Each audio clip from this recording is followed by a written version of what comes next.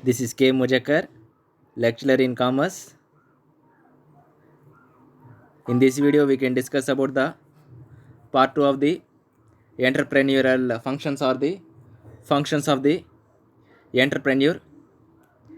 In previous video, we have discussed about the part 1 of the entrepreneurial functions, and remaining part we can complete in this video. Till now, who have not yet subscribed my channel, please subscribe my channel and like and share. Due to your subscription and based on your feedback, the video will be more improved, and due to sharing, many students will be benefited and subscribe the channel, and we can move into this topic. Almost all in previous classes we have discussed about the ఏ విధంగా idea generation చేసుకోవాలి, idea జనరేషన్లో best idea ఏ విధంగా select చేసుకోవాలి, goals objectives ఏ విధంగా select చేసుకోవాలి, objectives condition situation తగ్గట్టు ఉండాలి, product analysis ఏ విధంగా మార్చుకోవాలి, మార్కెటింగ్ రీసెర్చ్ ఎలా చేయాలి, రిలేషన్షిప్స్ అన్ని డిపార్ట్మెంట్స్ ఎలా ఉండాలి, టెక్నాలజీ ఎలా ఎక్విప్మెంట్ చేసుకోవాలి, మెషినరీ ఎలా అక్వైర్ చేసుకోవాలి, మెటీరియల్ ఎక్కడ రాబట్టుకోవాలి, ఇంకా హ్యూమన్ రిసోర్సెస్ని ఎలా అపాయింట్ చేసుకోవాలి, ఫండ్స్ ఏ విధంగా అక్వైర్ చేసుకోవాలి, బిజినెస్ ఆపరేషన్స్ ఏ విధంగా హ్యాండిల్ చేయాలి, మార్కెటింగ్ ప్రోడక్ట్స్ని ఏ విధంగా అడ్వర్టైజ్మెంట్ ఇచ్చి డెవలప్ చేసుకోవాలి, ప్రమోషనల్ ఫార్మాలిటీస్ ఏ విధంగా పూర్తి చేయాలని నిన్న నేర్చుకున్నాము. ఈరోజు భాగంలో అదర్ ఫంక్షన్స్ అనేది కొద్దిగా చూస్తాం. ఆల్రెడీ మనము ఈ అదర్ ఫంక్షన్స్ మనకు తెలిసిందే. ఇంపార్టెన్స్ ఆఫ్ ఎంటర్ప్రెన్యూర్లో కానీ, సిగ్నిఫికెన్స్లో కానీ, లేకపోతే క్యారెక్టరిస్టిక్స్లో కానీ మనకు చెప్తూనే ఉన్నాము రొటీన్గా ఇన్నోవేషన్ అని. కాకపోతే హౌఎవర్ ఈ ఫంక్షన్స్ ఆఫ్ ఎంటర్ప్రెన్యూర్లో వచ్చింది కాబట్టి మనము ఒకసారి ఒక బ్రీఫ్ వేలో మనము డిస్కస్ చేస్తాం. మనకు తెలిసింది ఇన్నోవేషన్, రిస్క్ బేరింగ్, ఆర్గనైజేషన్. ఇక్కడ ప్రత్యేకంగా ఈ వీడియోలో మాత్రము నేను ఇన్నోవేషన్ గురించి కొంత బ్రీఫ్గా అయితే అనేది ఇచ్చినాను. ఇక రిస్క్ బేరింగ్, ఆర్గనైజేషన్ మాత్రము just I will explain you in a synopsis వేలోనే ఎక్స్ప్లెయిన్ చేస్తాను. మీరు దాని పరంగా ఎవరైతే are the persons who are preparing in examinations or in a competitive field, you prepare as your wish, you can prepare your notes. Okay, but which is to you difficulty task, ఏదైతే మీకు difficulty task ఉందో, prepare చేయడానికి కొద్దిగా కష్టం ఉందో, అది మాత్రం నేను థియరిటికల్గా కొంత మీకు చెప్తాను. ఓకే, ఇక్కడ అదర్ 3 ఫంక్షన్స్ ఏవి అంటే ఇన్నోవేషన్ కానీ, రిస్క్ బేరింగ్ కానీ, ఆర్గనైజేషన్ కానీ అంటున్నాం. మనకు తెలిసిందే. ఫస్ట్ ఈ రిస్క్ బేరింగ్, ఆర్గనైజేషన్ ఎక్స్ప్లెయిన్ చేసేస్తాను, మళ్ళీ ఇన్నోవేషన్ అనేది లేటర్ ఆన్ పార్ట్లో ఎక్స్ప్లెయిన్ చేస్తాను. ఓకేనా? ఇక చూడండి, రిస్క్ బేరింగ్ అనేది మనకు తెలిసింది, చాలాసార్లు చెప్పినాను. ఏ విధంగా రిస్క్ తీసుకుంటాడు ప్రతి ఒక్క ఎంటర్ప్రెన్యూరు ప్రతి ప్రాబ్లమ్స్లో. ఇప్పుడు మనం ప్రాబ్లమ్స్ అంతా రిస్క్ కిందకి కూడా చెప్పుకోవచ్చు. ఇప్పుడు నేను internal problems, external problems discuss చేసినాం కదా మనం ప్రీవియస్లో. మీకు డౌట్ అయితే ఈ రిస్క్ బేరింగ్ని పోయి ఆ ప్రాబ్లమ్స్ని వాచ్ చేసినట్టయితే ఏ విధంగా రిస్క్ తీసుకుంటున్నాడు. ఫండ్స్ కలెక్ట్ చేయాలన్నా కూడా ఒక ఇన్నోవేటివ్ థాట్, ఆలోచన కూడా రిస్క్ తప్పకుండా ఎంటర్ప్రెన్యూర్ ఫేస్ చేస్తాడు. అలాంటి రిస్క్ తీసుకుంటేనే వాడిని మనం ఎంటర్ప్రెన్యూర్ అనేది అంటాం. ఇంకా ఆర్గనైజేషన్ అనేది కూడా మీకు చెప్పినాను. వర్క్ ఆర్గనైజేషన్ అంటే ఏ విధంగా ఒక ఎంటర్ప్రెన్యూరు ఆ యొక్క ఆర్గనైజేషన్ ఏ విధంగా ఆర్గనైజ్ చేస్తాడు, ఏ విధంగా మానిటరింగ్ చేస్తాడు, ఏ విధంగా సూపర్వైజ్ చేస్తాడని మనము చెప్పుకోవడం అనేది జరిగింది. ఓకే, ఇక్కడ మెయిన్ పార్ట్కి మనం వస్తాం. ఫస్ట్ పాయింట్ ఏముంది ఇన్నోవేషన్లో? Introduction of the new product in the market. అంటే మన ఇన్నోవేటివ్ ప్రోడక్ట్ ఏ విధంగా ఉండాలి అంటే ఎగ్జాక్ట్గా ఉండాలి. అంటే నువ్వు ఇన్నోవేటివ్ అంటే ప్రోడక్ట్ తయారు చేసి పెట్టేస్తే సరిపోదు. ఇప్పుడు ఫర్ ఎగ్జాంపుల్ ఒకటి నార్మల్గా చెప్తాను, నీ యొక్క ప్రోడక్ట్ క్వాలిటీగా ఉంది. ఇప్పుడు 3 రూపీస్ పెన్నే తీసుకుందాం.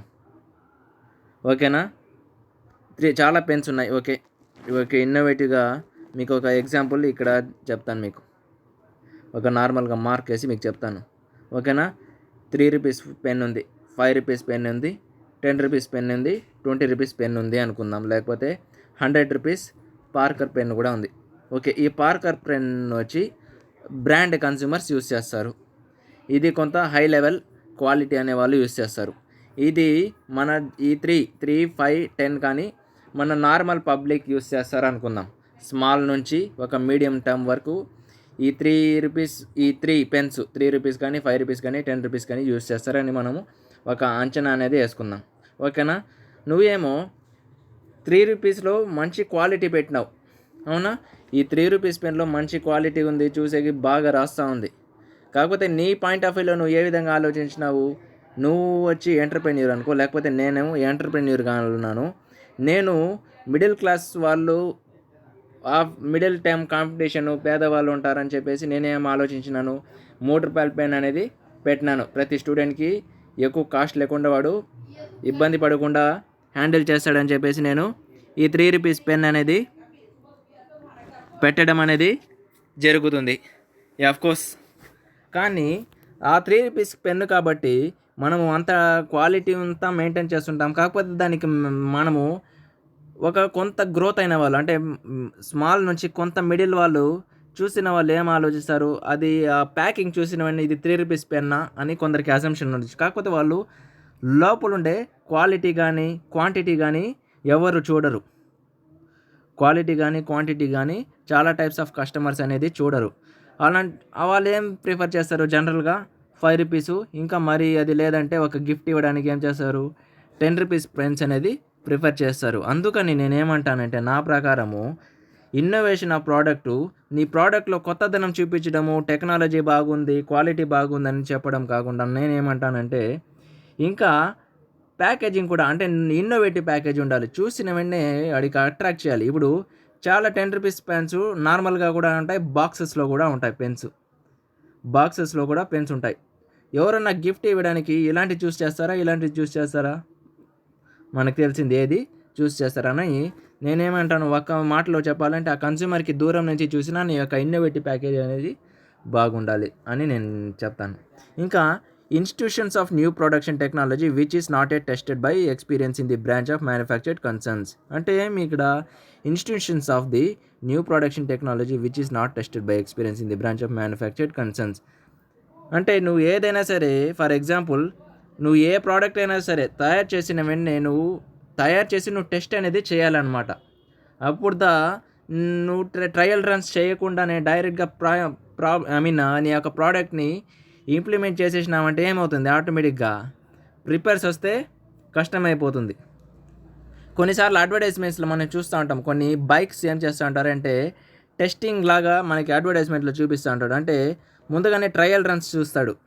అంటే ఫర్ ఎగ్జాంపుల్ ఎలా అంటే, ఇప్పుడు మనం చూస్తూ ఉంటాం జనరల్గా మూవీస్లో కానీ ఏ విధంగా కానీ ట్రయల్స్ రన్స్ చూస్తూ ఉంటాం. ఒక దానికి 24 అవర్స్ వెహికల్ ఆన్లో పెట్టేసి దానికి పెట్రోల్ వర్క్ అవుతుందా లేదా, 10 kmph లేకపోతే 20 kmph అలా వర్క్ అవుతుందని చూస్తూ ఉంటాడు. అది సక్సెస్ అయితేనే వాడు అమల్లోకి పరుస్తాడు. అలా ఇక్కడ కూడా same institutions of new product technology which is not at tested by experience in the branch of manufactured concern. ఇలా ఇక్కడ కూడా మనము ఇన్నోవేటివ్గా అంటే ముందుగానే ఆ యొక్క దాన్ని ఆలోచించుకోవాల్సి వస్తుంది. Next, opening up of the new market into specific product has not previously entered. అంటే ఏమైనా సరే opening up of the new market into specific product has not previously entered. అంటే ఇక్కడ చూడండి, వాడు ఇది కొంత నార్మల్గా ఫిజిక్గా ఇచ్చినాడంటే నీ యొక్క స్పెసిఫిక్ ప్రోడక్ట్ ఏ విధంగా ఉండాలంటే, అర్థమవుతుందా? నీ యొక్క ప్రోడక్ట్ ఏ విధంగా ఉండాలంటే స్పెసిఫిక్ అంటే చెప్తున్నా చూడండి. స్పెసిఫిక్ అంటేనేమి, ఇప్పుడు జనరల్ ప్రోడక్ట్, స్పెసిఫిక్ ప్రోడక్ట్ అంటే ఏమి? జనరల్ అంటే అందరూ యూజ్ చేసేది, స్పెసిఫిక్ అంటే కొందరు బ్రాండ్ వాళ్ళు యూజ్ చేసేది. అర్థమైందా? జనరల్ అంటే అందరూ సామాన్య ప్రజలందరూ ప్రోడక్ట్ యూజ్ చేసేది. స్పెసిఫిక్ ప్రోడక్ట్ అంటే కొందరు బ్రాండ్ అనే వాళ్ళు యూజ్ చేస్తారు. అంటే నేను చాలాసార్లు చెప్తాను కదా, మన ప్రోడక్ట్స్ ఏ విధంగా ఉండాలంటే మోనోపోలీ లాగా ఉండాలి. మన ఆర్గనైజేషన్ మోనోపోలీ కాకపోవచ్చు, కాకపోతే మన ప్రోడక్ట్ అనేది కాంపిటీషన్ లెవెల్ ఏ విధంగా ఆలోచించాలి, కంపల్సరీ సింగిల్గా ఆలోచించాలి. ఇప్పుడు మనం ట్రైన్లో వెళ్తూ ఉంటాము, ఏసీ కోచే డిఫరెంట్గా ఉంటుంది. ఏసీ కోచెసే ఒక డిఫరెంట్గా ఉంటుందన్నమాట. అలా నీ ప్రోడక్ట్ కూడా ఎందుకు అలా చెప్తున్నాడంటే, ఎంటర్‌ప్రెన్యూర్ నువ్వు ఇన్నోవేటివ్గా మనం స్పెసిఫిక్గా పెడితే ఒక ప్రోడక్ట్ జనరల్గా అంటే జనరల్ అంటే ఇక్కడ నీ ప్రోడక్ట్ నీ పాయింట్ ఆఫ్ వ్యూలో ప్రతి జనరల్ కన్స్యూమర్ కూడా స్పెసిఫిక్ లాగే. అర్థమైందా నీకు? ఓకే, నీకు ఇంకా కొంత క్లారిటీగా చెప్తాను. నువ్వు ఇప్పుడు for example general product, specific product అంటున్నాం కదా. అంటే జనరల్ ప్రోడక్ట్, స్పెసిఫిక్ ప్రోడక్ట్ అంటే ఏ విధంగా చెప్తానంటే, ఫర్ ఎగ్జాంపుల్ ఇప్పుడు అందరూ పెన్స్ అనేది తయారు చేస్తారు, కాకపోతే నువ్వు తయారు చేసిన పెన్స్కి వాళ్ళు తయారు చేసిన పెన్స్కి ఒక డిఫరెన్షియేషన్ ఉండాలి. అందరూ పెన్స్ అనేది అర్థమైందని అంటే స్పెసిఫిక్ ప్రోడక్ట్ అంటే నీ ప్రోడక్ట్కి ఆ విధంగా బ్రాండ్ అనేది క్రియేట్ అవ్వాలి. నీలాంటి బ్రాండ్ను ఈ కాంపిటీషన్ సర్కిల్లో ఎక్కడ ఉండకూడదు. అది నీ యొక్క స్పెసిఫిక్ ప్రోడక్ట్. అంటే ఇప్పుడు వీడు ఏమంటున్నాడు, opening up of new market. అంటే నువ్వు మార్కెట్లో ఎంటర్ అవుతావు కదా. ఇప్పుడు ఫర్ ఎగ్జాంపుల్ నువ్వు ఇన్నోవేట్ చేసి ఆటోమేటిక్గా ఏం చేస్తావు, నీ ప్రోడక్ట్ అనేది ఇక్కడ నువ్వు టెస్టింగ్ అయిపోయినాక నీ ప్రోడక్ట్ అనేది తయారు చేసినావు, ఓకేనా. మొత్తము రిస్క్ అంతా తీసుకున్నావు, ఫండ్స్ రైజ్ చేసినావు, అంతా ఈ ఫంక్షన్స్ అంతా మనం కంప్లీట్ చేసుకున్నాము, సక్సెస్ అయిపోయింది నీ ప్రోడక్ట్. అంటే ముందుగా నేను చెప్తున్నానంటే నీ ప్రోడక్ట్ మార్కెట్లో ఎంటర్ అయ్యేటప్పుడు రొటీన్గా ఉండకుండా అది ఒక స్పెసిఫిక్ ప్రోడక్ట్గా ఉండాలి. అంటే opening up of new market అంటే నువ్వు మార్కెట్లో నీ యొక్క ప్రోడక్ట్ ఓపెనింగ్ అప్ చేసేటప్పుడు, లేకపోతే నువ్వు మార్కెట్ ఎంట్రెంట్ అయ్యేటప్పుడు నీ ప్రోడక్ట్ ఏ విధంగా అంటారు, who product has not previously entered. అంటే ఈ ప్రోడక్ట్ అనేది ఆ మార్కెట్లో ఎంటర్ అయ్యి ఉండకూడదు. నీ యొక్క ప్రోడక్ట్ ఆ విధంగా ఉండాలి, ఖచ్చితంగా ఉండాలి. అంటే చూసిన వెంటనే అబ్బా ఈ ప్రోడక్ట్ కొనాలి, very well done, very super product అని చెప్పాలి. అలాంటి ప్రోడక్ట్ ఉండాలి. నేనేమంటాను, ప్రోడక్ట్సే కాదు, మీరు కూడా బెటర్ బ్రాండ్ఫుల్గా తయారైపోండి. హార్డ్ వర్క్ చేయండి, బ్రాండ్ఫుల్గా తయారైపోండి, ఓకేనా. సక్సెస్ అదే మీ వెంట వస్తుంది. మీరు కూడా జాబ్లో మార్కెట్కి ఓపెనింగ్ అప్ మీ యొక్క మార్కెట్ ఎంట్రన్స్ ఏ విధంగా ఉండాలంటే జనరల్ ప్రోడక్ట్గా ఉండకూడదు, స్పెసిఫిక్గానే ఉండండి. అదే థ్రిల్. నెక్స్ట్ ఏమి, ఇక్కడ the discovery of a new source of supply of raw material. ఇంకోటి కూడా, ఇప్పుడు ఫర్ ఎగ్జాంపుల్ మనం రా మెటీరియల్ సప్లై చేస్తున్నాము అనుకుందాం, అది కూడా డిస్కవరీ ఆఫ్ న్యూ సోర్స్. అంటే అందులో కొత్తదనం ఉండాలి. అందరూ యూజ్ చేసే రొటీన్గా కాకుండా అది కూడా ఒక రా మెటీరియల్ నుంచి ఏదైనా సరే ఒక కొత్తదనం అనేది డిస్కవరీ అనేది ఉండాల్సిందే. డిస్కవరీ అంటే మనకు తెలిసిందే innovation. Next, carrying out the new form of the organisation of any industry by creating monopoly position or breaking of it. ఇప్పుడు నేను చెప్తున్నాను కదా, చాలాసార్లు ఏమంటాను, ప్రతి ఇది మోనోపోలీ లాగా ఉండాలంటాను కదా. ఇక చూడు, నువ్వు న్యూ ఫార్మ్ ఆఫ్ ఒక సంస్థ పెట్టినట్టయితే, సంస్థ కానీ నీ యొక్క ఇండస్ట్రీ కానీ స్థాపించినట్టయితే మోనోపోలీ పొజిషన్ లాగా. అంటే మోనోపోలీ పొజిషన్ అంటే ఏమి, ఎక్కడ నీలాంటి ప్రోడక్ట్స్ ఎక్కడ మార్కెట్లో అవైలబుల్లో ఉండకూడదు, క్వాలిటీ నీ దగ్గర ఖచ్చితంగా ఉండాలి. అది మోనోపోలీ పొజిషన్ అనమాట. అంటే అలాంటి గుడ్ విల్ కానీ నువ్వు సంపాదించాలి. లేకపోతే మోనోపోలీ పొజిషన్ అయినా, లేకపోతే వాటినైనా నువ్వు మోనోపోలీ రూల్స్ అయినా బ్రేక్ చేసి నీ దగ్గర కొనేటట్టు పెట్టుకోవాలి. రెండు సేమ్ మీనింగే, కాకపోతే మోనోపోలీనైనా బ్రేక్ చేసేటట్టు ఉండాలన్నమాట. అది నీ టైప్స్ ఆఫ్ ప్రోడక్ట్స్ అని చెప్పుకుంటున్నాడు. నెక్స్ట్, స్కంపీటర్ అనేది వ్యక్తి ఆథర్ ఏం చెప్తున్నాడు ఇక్కడ గమనిస్తాం మనం. Schumpeter says that there is an difference between inventor, innovator. Inventor అంటే జస్ట్ ప్రోడక్ట్ని ఇన్వెన్షన్ చేసేస్తాడు. అదే ఇన్నోవేటర్ ఏం చేస్తాడు, హీ విల్ థింక్, అంటే జస్ట్ ప్రోడక్ట్ని మాత్రమే ఇన్వెంట్ చేస్తాడు. కాకపోతే ఇన్నోవేటర్ ఏం చేస్తాడంటే ఇన్నోవేటివ్గా ఆలోచిస్తాడు. అంటే రిస్క్ తీసుకోవడంలో కానీ అన్ని విషయాల్లో. అంటే అందుకని ఇన్వెంటర్ అంటే జస్ట్ ఏ ప్రోడక్ట్ అయితే ఇన్వెన్షన్ చేస్తాడో వాటిని మనం ఇన్వెంటర్ అంటాము. ఇన్నోవేటర్ అంటే ఎవడైతే ప్రోడక్ట్స్ తయారు చేయడంలో కాదు, ఆలోచనలో కూడా కొత్త ఇన్నోవేషన్ ఉంటుంది. అందుకని మనం ఇన్నోవేటర్ అంటున్నాము. మనం జనరల్గా డెఫినేషన్స్ చూసుకుంటే ఇన్వెంటర్ కానీ ఇన్నోవేటర్ కానీ వేరియస్ డెఫినేషన్స్ అనేది ఇస్తూ ఉంటారు. కాకపోతే I'm giving this types of definition to you, ఓకేనా. You can observe many definitions regarding this inventor and innovator also, okay. Next is inventor who discovers new methods and new materials and innovations, utilizes innovations and discoveries in the order to make new combinations. అంటే ఇక్కడ ఏమంటే ఇన్వెంటరు, ఇక్కడ చెప్తాను చూడండి మీకు, inventor గురించి ఇక్కడ చెప్తాను చూడండి. ఇప్పుడు నేను ఇన్వెంటర్ అంటాను కదా, ఇక్కడ నేను ఏమన్నాను, ఇన్వెంటర్కి ఇన్నోవేటర్కి డిఫరెన్సెస్ ఉంది అంటున్నాడు కదా కంప్యూటర్. ఇన్నోవేటర్ అంటే నేనేమన్నాను, వాడు కొత్తగా ఆలోచిస్తాడు, ప్రోడక్ట్స్లోనే కాదు ఆలోచనల్లో కూడా కొత్తగా ఉంటుందన్నాను. కాకపోతే ఇక్కడ ఇన్వెంటర్ గురించి నేను చెప్తాను. ఇక్కడ ఇన్వెంటర్ హూ డిస్కవర్స్, వీడేం చేస్తాడు, కొత్త పద్ధతుల్ని డిస్కవరీ చేస్తాడు అంతే. న్యూ మెటీరియల్స్ కానీ and innovation utilises inventions and discoveries in order to make new combinations. అంటే ఒక మాటలో చెప్పాలంటే ఇప్పుడు చెప్తాను చూడండి ఇంకా క్లియర్గా మీకు. ఇక్కడ నుంచి ఇక్కడ వరకు ఇన్వెంటర్ అని చెప్పుకోవచ్చు. అంటే వీడు జస్ట్ కొత్త పాలసీస్ని అమలు చేస్తాడు. ఈ ఇన్నోవేషన్ ఏమవుతుంది, వీడి ఇన్వెంటర్ చేసిన దాన్ని యూటిలైజ్ చేసుకొని ఒక ఫామ్ అప్లో, అంటే ఇన్నోవేషన్ ఏం చేస్తుంది, యూటిలైజ్ చేసుకుంటుంది. దేన్ని, ఈ ఇన్వెంటర్ చేసిన ఇన్వెన్షన్స్ని యూటిలైజ్ చేసుకుని ఒక కొత్త డిస్కవరీ తేవడంలో, అంటే నేను చెప్పినాను కదా, ఎంట్రప్రెన్యూర్ ఏం చేస్తాడు, ఆటోమేటిక్గా వాడి దగ్గర ఆలోచనలో ఉంటుంది. కాకపోతే ఎంటర్ప్రెన్యూర్ దాన్ని తీసుకొని ఒక ప్లాన్గా అమలు పరుచుకొని ఒక పొజిషన్లోకి తెస్తాడనమాట, అంతే. నెక్స్ట్ అదర్ ఫంక్షన్స్ ఉన్నాయి. కాకపోతే నేను ఇంకా మీకు బెస్ట్గా అర్థం కావాలంటే నేను ఒక చార్ట్ వేసినాను, ఓకేనా. మీరు ఏదైనా చూస్ చేసుకోవచ్చు, ఫంక్షన్స్లో అయినా అదర్ ఫంక్షన్స్లో అయినా ఏదైనా చూస్ చేసుకోవచ్చు. మీకు చార్ట్లో ఎందుకు చూపిస్తున్నానంటే ఇంకా కొంత ఎఫెక్టివ్గా ఉంటుంది. అంటే మనం థియరీ చెప్పడం కన్నా డయాగ్రామ్లో మీకు ఇంకా బాగా కంటెంట్ అనేది ఉంటుంది.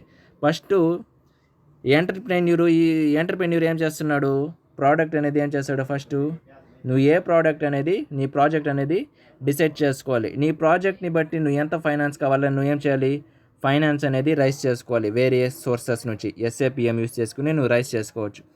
ఫైనాన్స్ వచ్చేసినాక నువ్వేం చేయాలంటే నువ్వు ప్లాన్ చేసుకోవాలి, నీకు ఎలాంటి టైప్స్ ఆఫ్ ప్రొడక్షన్ కావాలి, నేను ఏ టైప్స్ ఆఫ్ ప్రొడక్షన్ కావాలి అని. నెక్స్ట్ మ్యానుఫ్యాక్చరింగ్ ఎంటర్ప్రైజెస్ పెడుతున్నానా, లేకపోతే నేను ఎలాంటి టైప్స్ ఆఫ్ ఎంటర్ప్రైజెస్ పెట్టాలి, నేను సర్వీస్ ఎంటర్ప్రైజ్ పెట్టాలా, మ్యానుఫ్యాక్చరింగ్ ఎంటర్ప్రైజెస్ పెట్టాలా అని మనం కాస్టింగ్లో చూసుంటాం. మేజర్గా అంటే చాలా సబ్ డివిజన్స్ ఉన్నాయి. మేజర్గా సర్వీస్ టైప్స్ ఎంటర్ప్రైజెస్ కానీ మ్యానుఫ్యాక్చర్ టైప్స్ ఎంటర్ప్రైజెస్ కానీ మనం చూస్తూ ఉంటాం. కాకపోతే మేజర్గా ఎంటర్ప్రెన్యూర్ మనం ప్రోడక్ట్ తయారు చేస్తున్నాం కాబట్టి మనం దేనిపైన మేజర్గా ఆలోచిస్తాము, మ్యానుఫ్యాక్చరింగ్ బిజినెస్ పైన ఆలోచిస్తాం. ఏది అయినా కావాలి, వెహికల్స్ కానీ కార్స్ కానీ ఏ టైప్స్ ఆఫ్ ఉన్నా మ్యానుఫ్యాక్చరింగ్ కిందకి. ఆ మ్యానుఫ్యాక్చరింగ్లో మనము సక్సెస్ కావాలంటే మనం ఏం చేయాలి, మనము ఇన్నోవేషన్ ఉండాలి.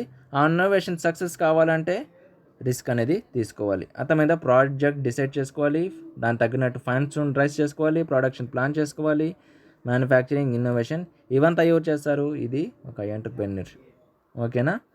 ఇంకా these are about the functions of the entrepreneur. We can discuss in another video next beautiful topic. ఇంకా ఎవరైనా సబ్స్క్రైబ్ చేసుకోకపోయింటే నా ఛానల్ని సబ్స్క్రైబ్ చేసుకోండి. Thanks for watching. జై హింద్.